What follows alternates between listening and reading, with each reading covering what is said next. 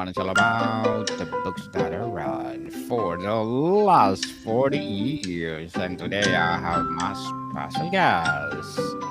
He's a neuroscience of sales, biopsychology, ethical influence, high ticket conversations, adopted communication too. No other than Mr. Tony Galante. Hey, Daniel, thanks for having me. Welcome to Book 101, Mr. Tony, and can you please introduce more about yourself? Sure, I'd be happy to. My name's Tony Galente. I've spent the last 20 years studying neuroscience and human behavior, um, with the last 14 of those years applying that science to real world sales environments. I've got a new book coming out called Wired: The Real Reasons People Buy. And that book teaches people how to decode buyers' emotional language in the first 90 seconds of meeting them. Before the logic, before the objections, before the scripts, they need to learn how to navigate that conversation using language that the buyer's brain understands. Mr. Tony Galante, thank you so much for sharing your knowledge and wisdom to the world. And let's talk about uncover why sales fail and how to rewire approaches for consistent closes. What is the biggest misconception about how brains make buying decisions that sabotages traditional sales tactics? Yeah, it's a great question, Daniel. Typically, most people, when you try to sell something, they try to convince you, right? They try to use logic. They try to give you all the reasons to do it. Um, but what they're missing is your brain actually doesn't buy with logic, not initially. It validates your decision, but you actually buy with your emotions. Now, that's not a new concept, but what is new is that how the emotional process works. A lot of people don't understand the mechanics that go into that. Why do feature heavy pitches activate the brain's skepticism centers instead of desire? Well, I think what happens is people don't understand that they feel things before they even make a decision, right? It starts with your intuition, and then it leads into your emotional, um, trust of that situation, and then ultimately, you weigh that against the reasons that you should or should not do something. So when it comes to desire, when it comes to fear, anything like that, right? You have to give yourself a moment to kind of run through all those circuits. We just do it so fast we don't realize it. Hmm. So fast, people, so fast. And which common closing behaviors like urgency pressure that trigger the danger response of our brain?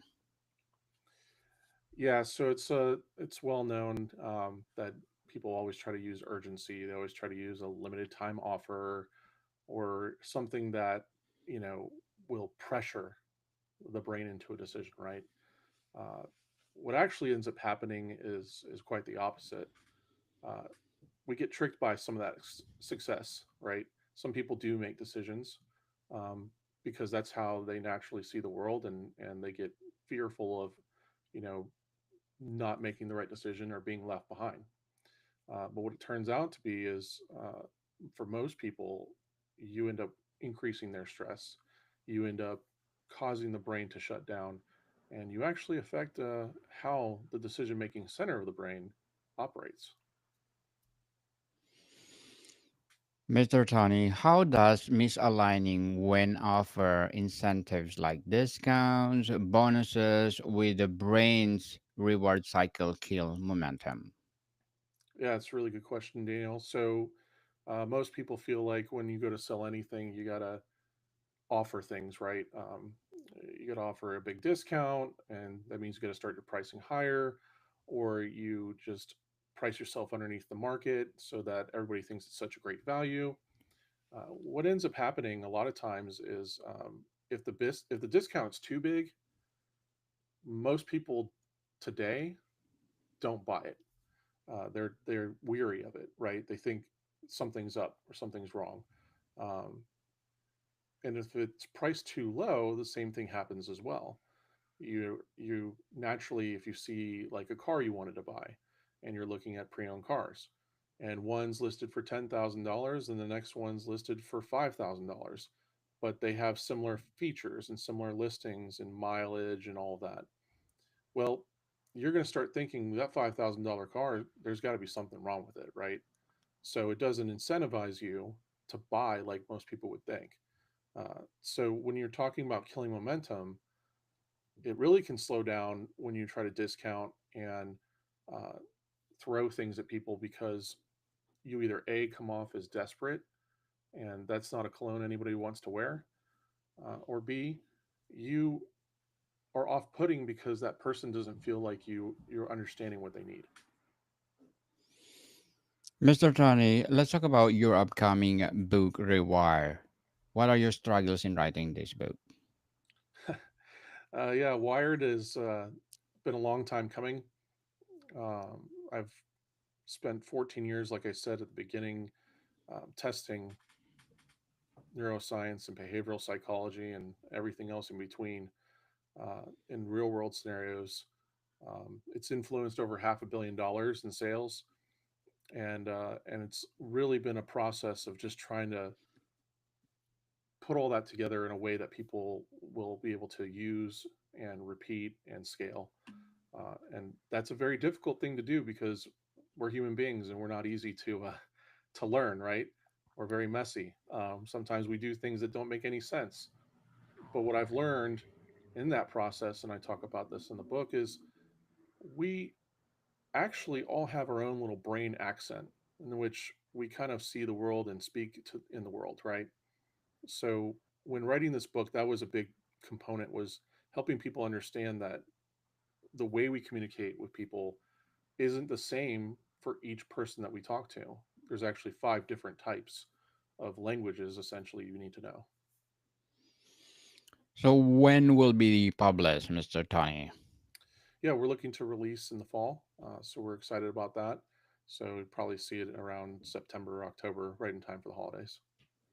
Looking forward for that, and you are most welcome to come back and let's talk about your wire to the world. Which neurochemical, like oxytocin or serotonin, must have activated before rational evaluation kicks in? That's a good question. I would say probably, oxytocin is probably the most powerful.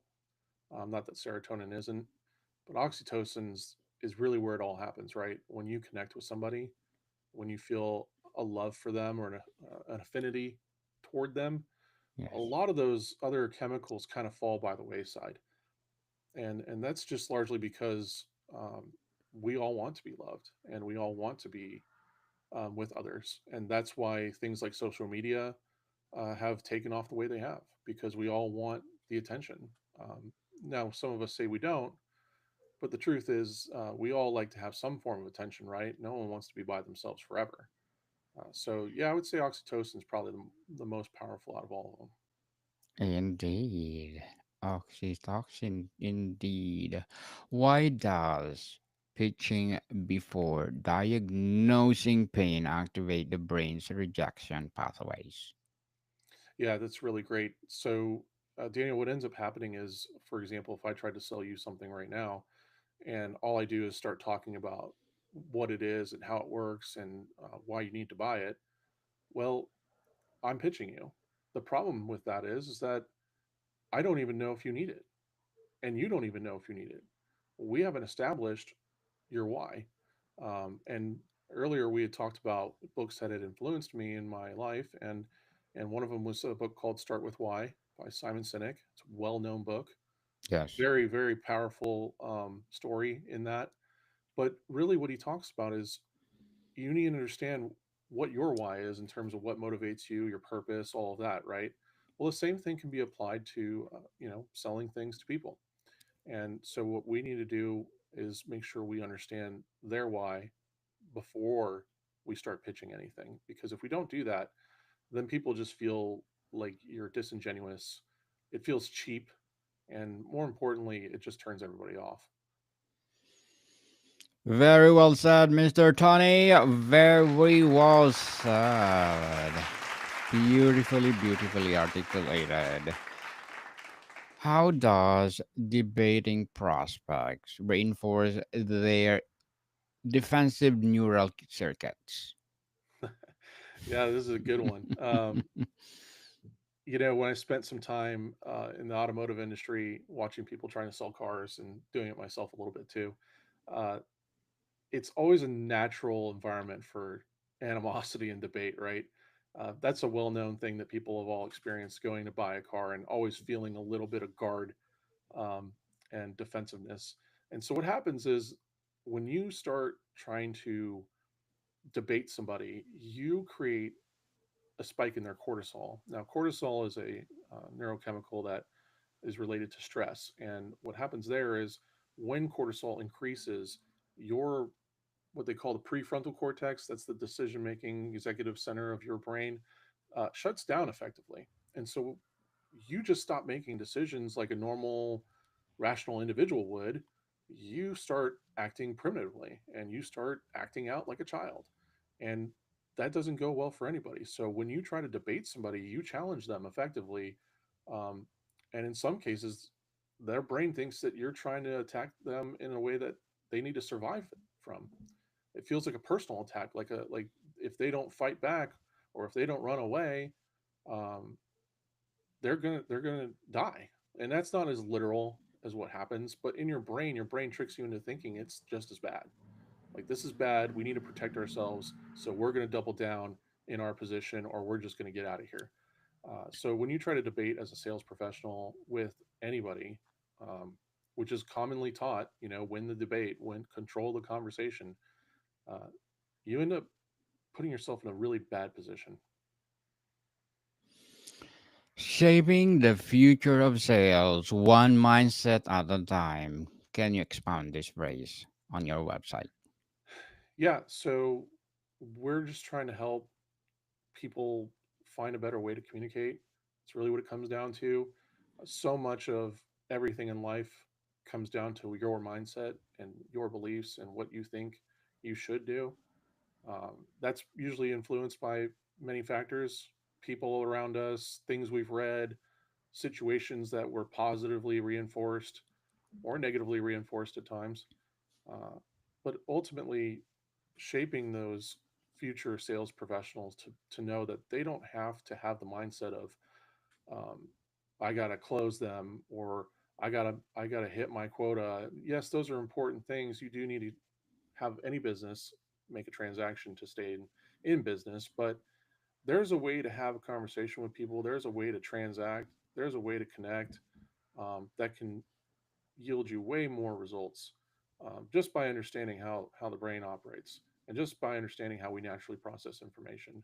So that's what we're trying to do is we're just trying to help people, you know, look at it through a different lens and find a different way to maybe be a little bit more authentic to themselves. A lot of salespeople struggle with that. They struggle with uh, feeling like they have to be something that they really don't have to be. What specific question types light up the insula to create urgency in the brain?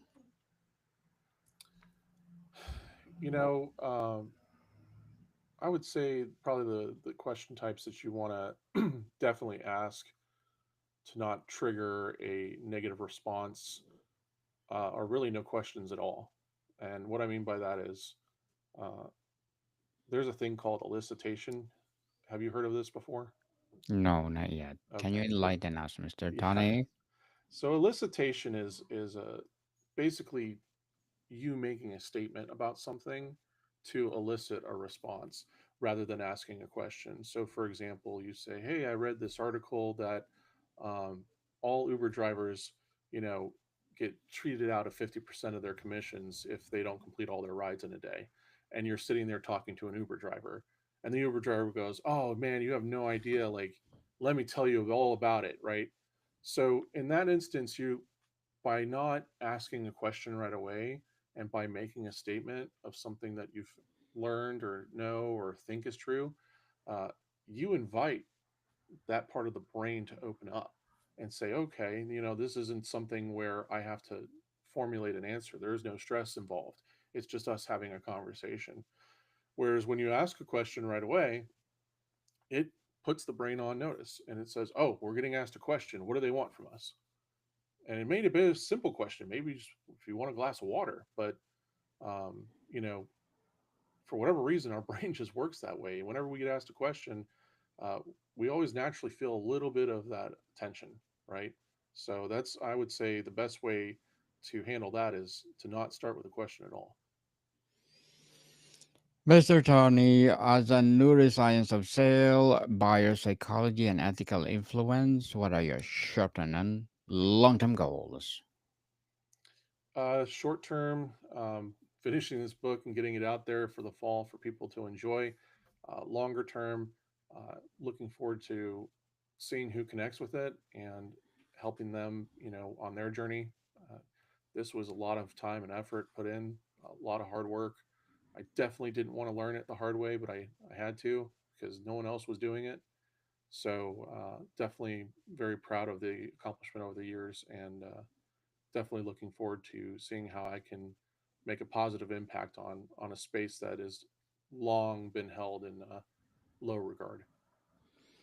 Good luck to your goals, Mr. Tony, and looking forward for the success of your book. And I hope it will be a bestseller and you will be award-winning author. And what will be your piece of advice for those people out there want to be an author, want to be a neuroscience of sales, or biopsychology, and ethical influence? Yeah, well, to be an author, I mean, you got to have a story to tell. That's what it's usually about. Using your personal experiences and applying them in a way that helps people or captivates their imagination or makes them feel alive. Uh, Storytelling's always been that. And in terms of studying science, as applies to social sciences, I would say, anybody who wants to communicate better, who wants to understand their world around them better, who's constantly saying, like, it is what it is. I guess that's just who they are. Or why do they always act that way? Um, you can get these answers. They're out there. It's not as easy as you would think to get them, but at over time you start learning how the brain works. Over time you start learning how to put the pieces together, and then you start applying it to your life. And when you start doing that, things get a lot easier. And it's not perfect. You still have a messy life here and there, but I've noticed that I can understand why people do things now versus what I didn't understand all those years ago.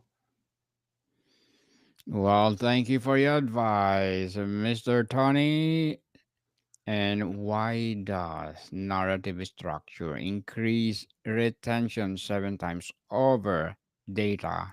And where should stories land in the funnel? Yeah, that's a good one. So, storytelling has gone back to prehistoric times, when we were cavemen and women, right? And uh, you didn't have technology then, not like the way we have it today. And so, to entertain yourself, you gather around the campfire or in the cave and you'd share these made up stories, of tales of experiences that were conjured in your mind. And then eventually, those made up stories became, more, real stories. And now we have all sorts of stories that are out there. People, selling stories in short form, long form, any form you want, right? And it's hard Yes. to tell these days with the AI coming in fast. It's hard to tell what's real anymore. So it's only going to get more interesting. But yeah, when you're using narrative storytelling, what it really does is it just helps you connect with people. Because if you're using facts and figures and all those other things, there's only 1 out of 5 people in the world, maybe 1.5, in terms of the different personalities that are out there that even enjoy that. So when you think about it, most people are not going to be on that ship. So you want to put something together that elicits a response that makes them feel something, that brings you closer together. And Disney and Pixar are a perfect example of that. In fact, if people want to look it up, Pixar actually has a whole set of rules in terms of how to tell a story, that they use for all their movies. So I definitely would encourage people to check that out. Yes, check it out, people, and watch one brain aligned closing sequence that works across industries. Yeah, yeah. It's so your brain again has to process safety first, trust second, and logic third. So no matter who you're talking to, no matter what you're selling, no matter what you're communicating, it all comes down to getting through each door. And so in the book, we talk about this. We break it down exactly how to do it so that you can come out on the other side feeling good, them feeling good, you communicating, everybody connecting.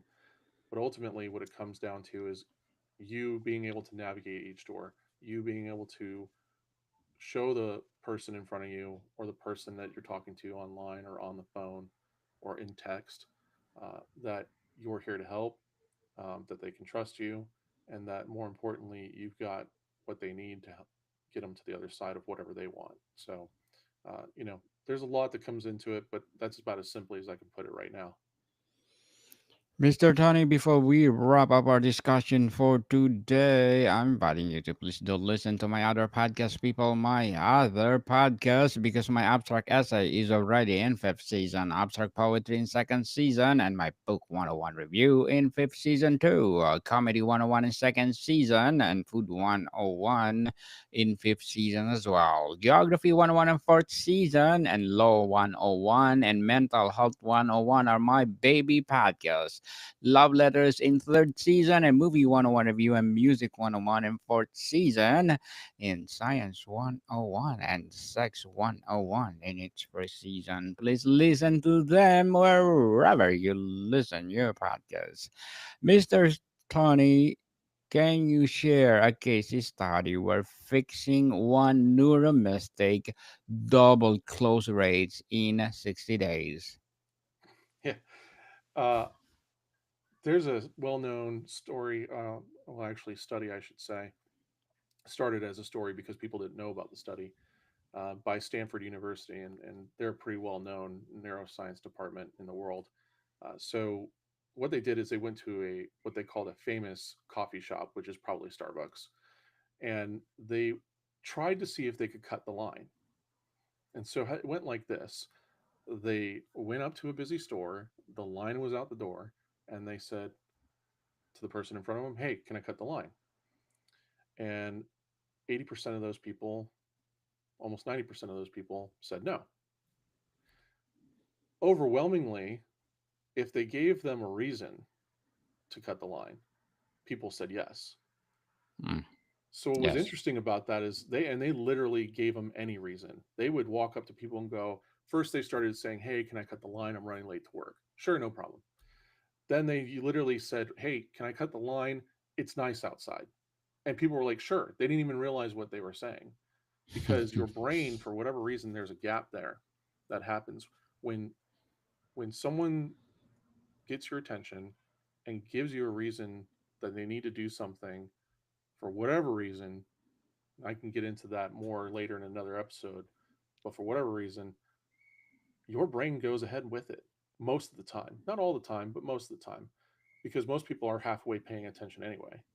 So that's a pretty interesting study that I've always found to be interesting. And something I've used in my career is, no matter what I did, no matter what I was selling to somebody, I always gave them a reason. Now, it works better when you listen to them and understand where they're coming from, and then use that, as a good way to help, move your deal forward. But some you'd be surprised. Some people would just buy things just because I gave them any reason. So yeah, it's an interesting study. I would definitely encourage people to check that one out. Yes, people, can I cut the line and to listen to Book 101 review? Mr. Tony Galente, thank you so much for sharing your knowledge and wisdom to the world. So, can you please invite our listeners to support your advocacy, your upcoming books, or whatever projects that you're doing right now? Yeah, absolutely. I would love to help anybody who's out there listening to this. I do speaking engagements, I do training seminars. More importantly, you can connect with me on LinkedIn and also on our website. So that's salesmindsetcoach.com, salesmindsetcoach.com. And you can find me on LinkedIn under A Galente, Galente. Yes, people, let's support Mr. Tony Galante because if you support him, more and more and more empowering books to come, more and more empowering advocacy to come, and for sure, more and more empowering business to come. So, Mr. Tony, thank you so much for your time. Thanks for having me, Daniel. More to come, people. See you soon.